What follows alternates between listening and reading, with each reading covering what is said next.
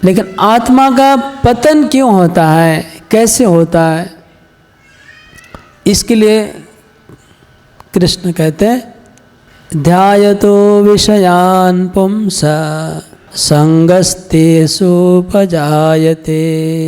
संगात् संजायते कामा कामात् क्रोधोऽभिजायते क्रोधाद् भवति सम्मोहः सम्मोहात् स्मृतिविभ्रमा स्मृतिभ्रंशात् बुद्धिनाशो बुद्धिनाशात् प्रणश्यति।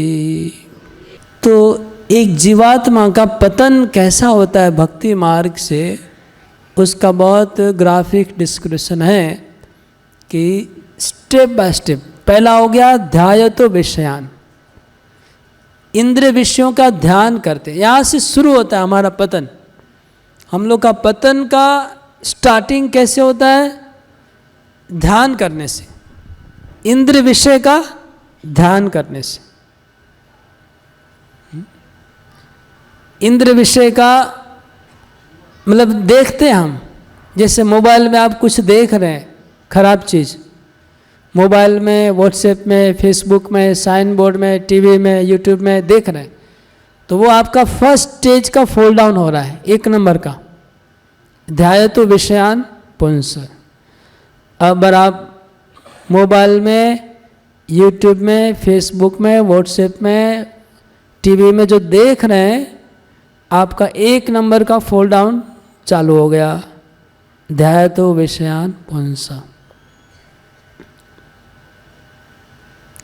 उसके बाद 2 नंबर क्या है, संग, उसके प्रति आसक्ति। वो चीज़ अगर आपको अच्छा लगने लग गया देखने के बाद, तो 2 नंबर का फॉल डाउन हुआ। आप जब देख रहे हैं कोई चीज़ को जो नहीं देखनी है, वो देखने के बाद उसको आप मन में उसको आप रस आस्वादन करने लगे उसको, तो आपका 2 नंबर का फॉल डाउन हो रहा है, संग हो रहा है, उसका आप संग कर रहे हैं, मेंटल मानसिक संग कर रहे हैं, शारीरिक नहीं, मानसिक संग हो रहा है, तो 2 नंबर का फॉल डाउन हो रहा है। देखने से 1 नंबर हुआ, देखने सुनने से, दोनों, देखना, सुनना, स्पर्श करना 1 नंबर का, फिर 2 हो गया ये मानसिक संग, संगस। तो संग के बाद हुआ संगात संजायते कामा, 3 नंबर काम। काम मतलब अभी आपको वो इच्छा चाहिए, वो आप मन में इच्छा, अभी ये मुझे चाहिए।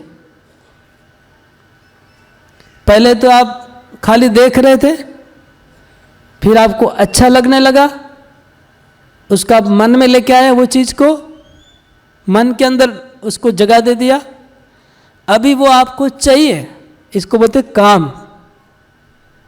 3 नंबर का फॉल डाउन हो गया। फिर काम होने के बाद, काम का एक छोटा भाई है, 2 भाई है, काम और क्रोध। क्रोध को कामानुज कहते हैं, कामानुज मतलब काम का छोटा भाई। तो काम के बाद क्रोध आपके पास आएगा, ऑटोमेटिक आएगा। जब आपके मन में कोई चीज़ को प्राप्त करने की इच्छा होगी और वो इच्छा अधूरी है, पूरी नहीं हो रही है, तो क्रोध अंदर भभकेगा, गुस्सा आएगा, सब चीज़ों को तोड़फोड़ करने की, बच्चों के प्रति गुस्सा आएगा, फ्रेंड्स के सबके प्रति गुस्सा आएगा, क्योंकि आपके अंदर एक तीव्र इच्छा, अधूरी इच्छा आपको जलाएगी, बहुत सताएगी, तो क्रोध आ गया। जिसको भी क्रोध आता है, इसके पीछे कारण होता है काम। अगर किसी को गुस्सा ज़्यादा है, तो कहीं ना कहीं अंदर में काम छुपा हुआ है। और क्रोध के बाद क्रोधाद् भवति सम्मोह। क्रोध से, अच्छा काम का क्या है, काम पूरा होने से भी क्रोध होगा और पूरा नहीं होने से भी क्रोध होगा।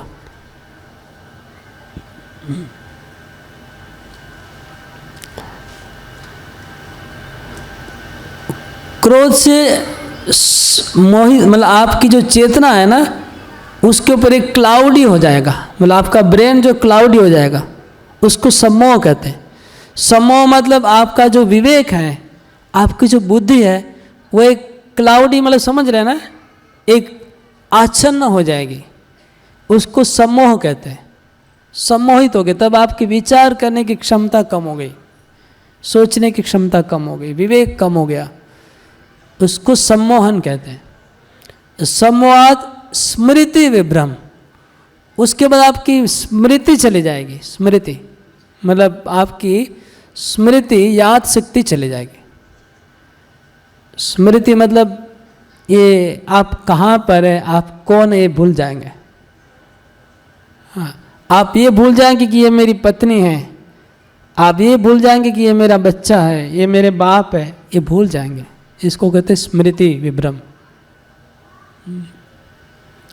जैसे ये लीला है, शिव जी को जब मोहिनी मूर्ति ने आकर्षित किया तो पार्वती देवी है सामने, लेकिन उनको फिर भी वो भूल गए। पार्वती देवी सामने खड़ी, वो भी भूल गए थे और मोहिनी के पीछे भागे। स्मृति विभ्रम, स्मृति भ्रंशात बुद्धिनाश, बुद्धि का नाश हो जाएगा स्मृति विभ्रम के बाद। बुद्धि नाश का मतलब है कि कॉन्सिक्वेंस, इसका क्या रिजल्ट होगा, क्या परिणाम होगा, ये विचार नहीं रहेगा और फिर सर्वनाश हो जाएगा। तो इस तरह से हमारा ग्रेजुअल सर्वनाश हो जाता है जीव का। अभी हम 2 दिन पहले एक बहुत बड़ी घटना घट गई। ये वाराणसी में एक परिवार रहता है, उसका नाम एक राजेंद्र गुप्ता। ये आदमी अपने बाप का और भाई का और भाभी का मर्डर किया और मर्डर करके जेल में गया। जेल में कुछ 6 महीना 1 साल रहा होगा और बेल लेके बाहर आ गया जेल से। बेल मतलब इंडियन लॉ सिस्टम इतना घटिया है कि मतलब घटिया बोल रहा हूँ सबके सामने कि हमको ये घटना से तो घटिया लग रहा है। उसको बेल से छोड़ दिया, इतना 3 मर्डर करने के बाद। घर पे आया, सबसे पहले वाइफ का गला काट दिया। 3rd फ्लोर पे वाइफ रहती थी, उसको मार डाला। 2nd फ्लोर पे 2 बेटा था, दोनों बेटा को मार डाला। फिर ग्राउंड फ्लोर पे उनकी बेटी थी 15 साल की, उसका नाम भी गौरांगी, उसको मार डाला। लास्ट में खुद भी सुसाइड कर दिया, अपने को भी मार डाला। ये घटना वाराणसी का है, 5 नवंबर 2024। कितना दिन हुआ? 3 दिन पहले का घटना है। जस्ट 3 डे बिफोर ये घटना घटा है हमारे इंडिया में, वाराणसी में। 3 दिन पहले का घटना है। 5 नवंबर को वाराणसी में एक आदमी ने अपनी वाइफ को मारा, 3 बच्चों को मारा, अपने गोली मारा। उसके पहले अब 3 फैमिली मेम्बर को मार के गया था जेल में। ये कैसे हुआ? ये है बुद्धि भाषात प्रणश्यति। कैसे आदमी का पतन होता है?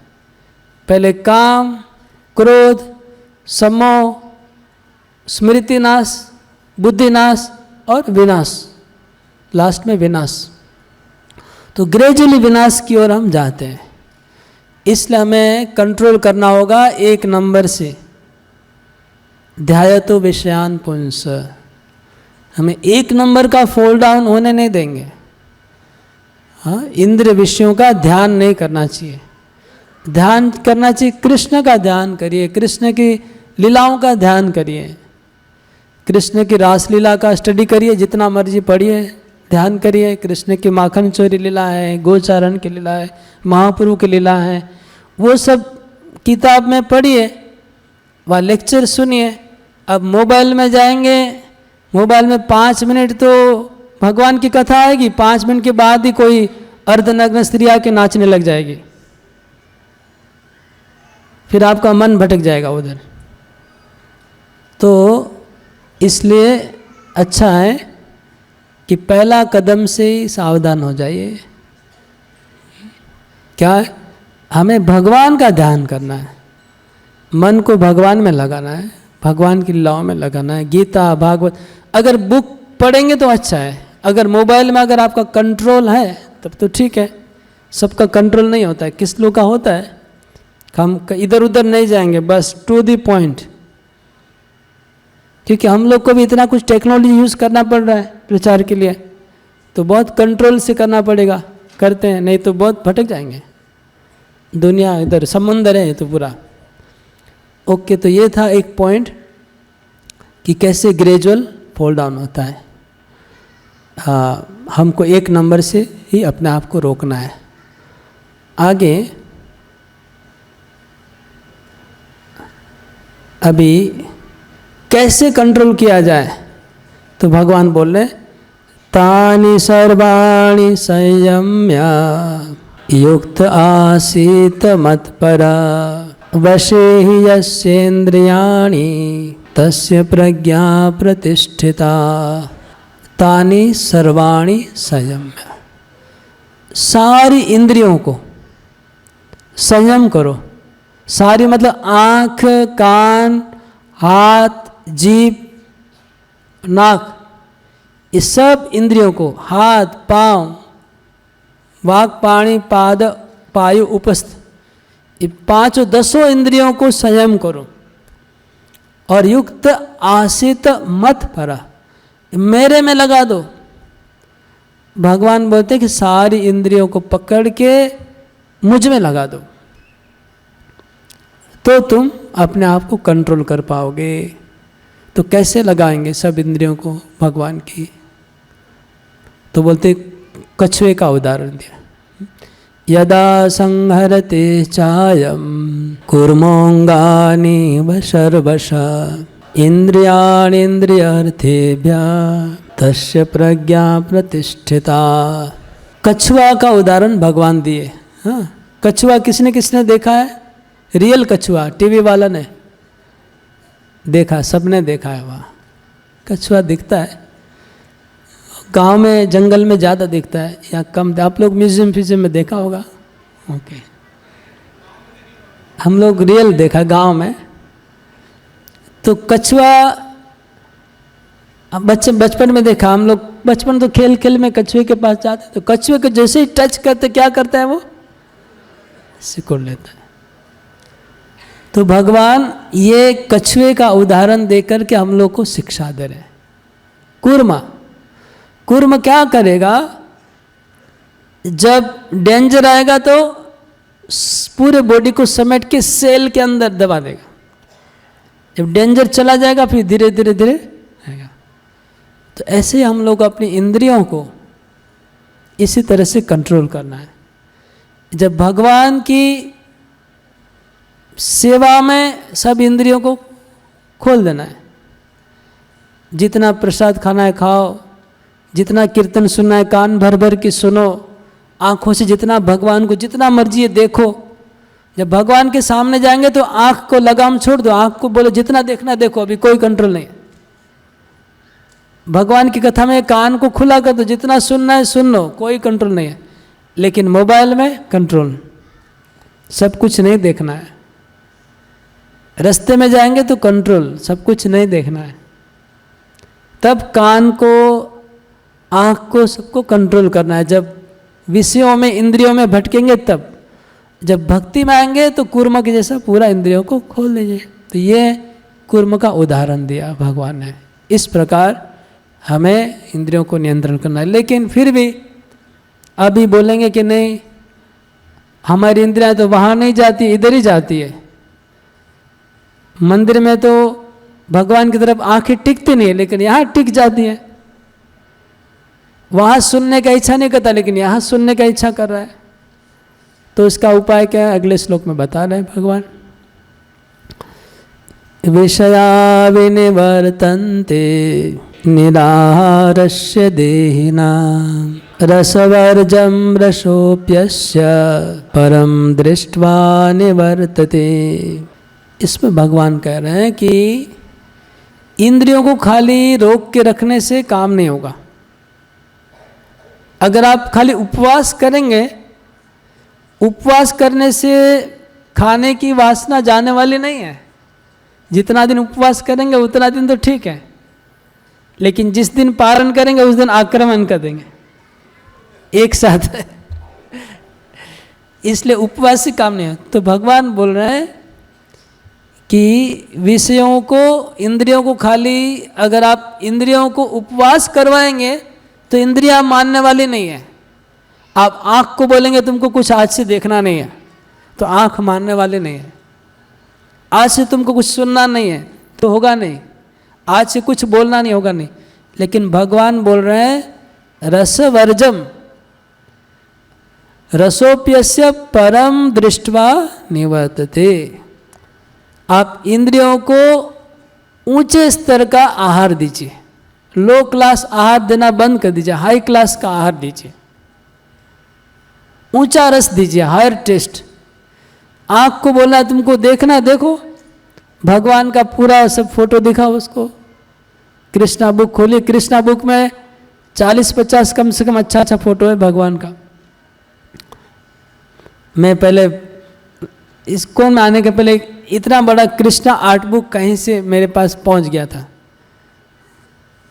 जहाँ मैं रहता था वहाँ पर पूरा कलरफुल बड़ा बड़ा कृष्ण का फोटो, और कलरफुल पूरा बुक में खाली कृष्ण का फोटो। उसको इतना देख के अच्छा लगता है कि पत्ता घुमाते रहेंगे, कितना सुंदर है। ऐसा विश्व में कई फोटो नहीं जो प्रभुपाद जी ने क्रिएट किया। तो आँखों को जी भर के कृष्ण का फोटो देखिए, कृष्ण का विग्रह देखिए, कृष्ण का दर्शन करिए, धाम का दर्शन करिए, मायापुर, वृंदावन, पुरी, ये आँखों का फीस्ट। तो भगवान बोले इंद्रियों को हायर टेस्ट देना है। कान से मधुर मधुर भगवान की रसामृत रसायन कथा सुनिए, जीभ से प्रसाद खाइए, टेस्टी प्रसाद। आज सुबह हलवा का बात हुआ, हलवा खाने का इच्छा है तो क्या करिए, भगवान के लिए भोग लगा के फिर खाइए। तो जीभ को, कान को, आँख को, नाक को अगर अच्छी अच्छी इत्र, महंगे से महंगी इत्र आप भगवान को ऑफर करके आप लगाइए, कोई प्रॉब्लम नहीं। तो इस तरह से सारी इंद्रियों को, कुछ चीज़ें हैं जो भगवान की सेवा में नहीं लगती है, हाँ, जिसका कोई उपाय नहीं। लेकिन है कोई गृहस्थ बन के इंद्रिय भोग करना, इंद्रिय तृप्ति करना चाहता है तो गृहस्थ वैवाहिक जीवन में आप संतान उत्पादन करने के लिए जितना भोग करना है करिए, और धीरे धीरे करते करते उससे भी निवृत्ति हो जाएगी। तो इस तरह से ये भगवान बोल रहे हैं कि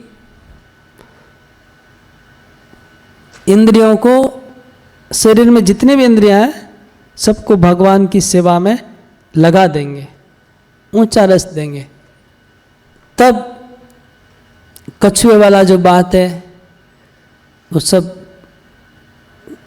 सॉल्यूशन हो जाएगा सब चीज़ों का। इस प्रकार ये है आज का, ये शाम का टॉपिक था। आज का टॉपिक का मेन था sense control and mind control. Drama भी देखेंगे। आना क्या आज्ञा है देवराज इंद्र? महर्षि विश्वामित्र जो घोर तपस्या कर रहे हैं, ये नया स्वर्ग बनाना चाहते हैं और तुम्हें अपने छला कला से और अपने रूप सौंदर्य से मोहित करके इनकी तपस्या को भंग करना है देवी। और मैं नहीं चाहता कि ये तपस्या में अपने सफल हो जाएं। जो आपकी आज्ञा देवराज इंद्र।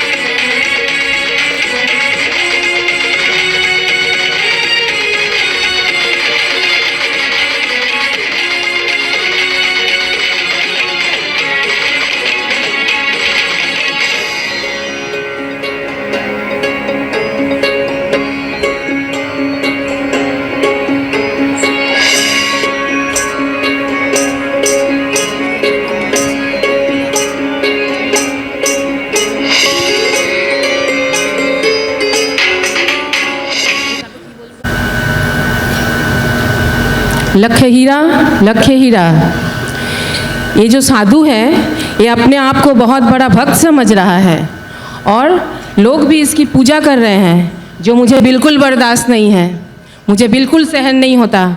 मुझे ये बहुत बड़ा पाखंडी लगता है। इसकी पाखंड को तुम्हें उजागर करना है लक्ष्य हीरा, और इसके बदले में मैं तुम्हें 1,00,000 हीरा प्रदान करूँगा। अपने काम पे लग जाओ लक्ष्य हीरा। ये तो मेरे लिए कोई बड़ी बात है ही नहीं। मैं तो ऐसे चुटकी से ये साधु का साधना भंग कर सकता हूँ।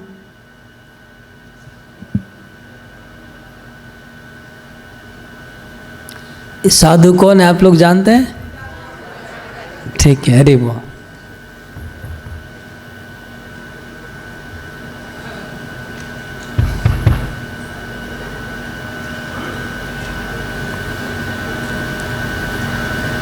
प्रणाम।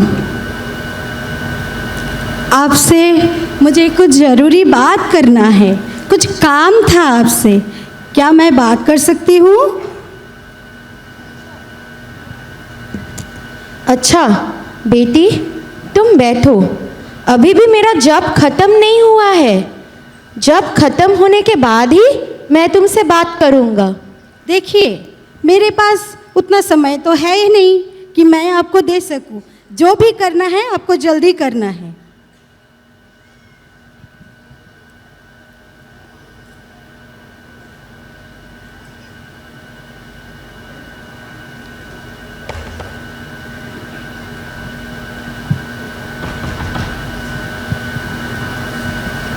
और कितना दिन लगेगा, कितना टाइम लगेगा इनको? क्या आपका जब खत्म हुआ? अभी तक मेरा जप खत्म नहीं हुआ है। आप थोड़ा देर और बैठिए। जब मेरा जप खत्म होगा मैं तुमसे तभी बात करूँगा।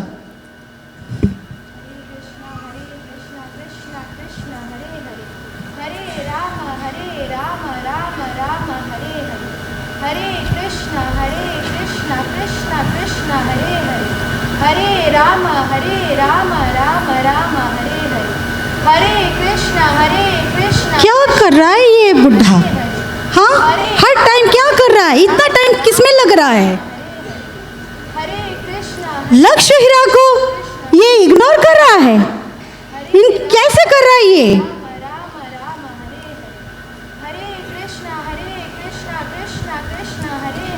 अभी क्या आपका जब खत्म हुआ? अभी क्या आपका जब खत्म हुआ? अभी क्या आपका जब खत्म हुआ? माइक चाहते। अभी तक नहीं हुआ। आप थोड़ा देर और बैठिए। और बैठना है? और थोड़ा देर बैठना है? अब लोगों को तो पता है, हो रहा है, चल रहा है कि कितना टाइम जा रहा है। मेरे पास इतना टाइम है नहीं।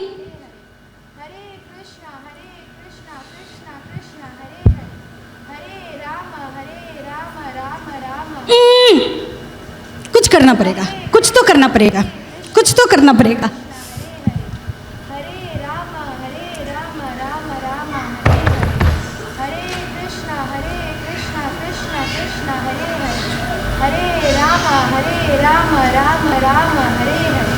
हरे कृष्णा कृष्णा कृष्णा हरे हरे, हरे राम फिर वो क्या कर रहे हैं?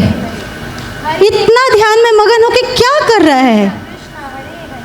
हरे राम राम राम हरे हरे, हरे कृष्णा कृष्णा कृष्णा हरे हरे, राम राम हरे हरे, हरे कृष्णा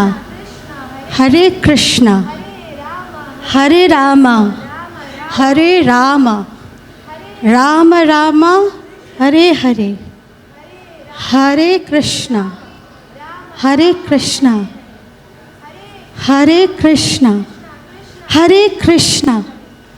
कृष्णा कृष्णा हरे हरे, हरे राम राम राम हरे हरे, हरे कृष्णा कृष्णा कृष्णा हरे हरे, हरे राम राम राम हरे हरे। हे भगवान, कैसे अभागन हूँ मैं, क्या ऐसे पापिन हूँ मैं इस संत को इनका साधना भंग करने चली थी। गुरुदेव,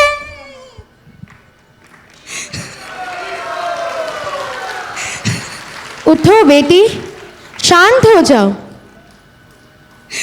मुझे क्षमा कर दीजिए गुरुदेव, मैंने आपको पहचाना नहीं। वो राजा मुझे हीरो का लालच दिया, इसीलिए मैंने आपका ध्यान भंग करने के लिए आ गई। मुझे आप क्षमा कर दीजिए, मुझे क्षमा कर दीजिए।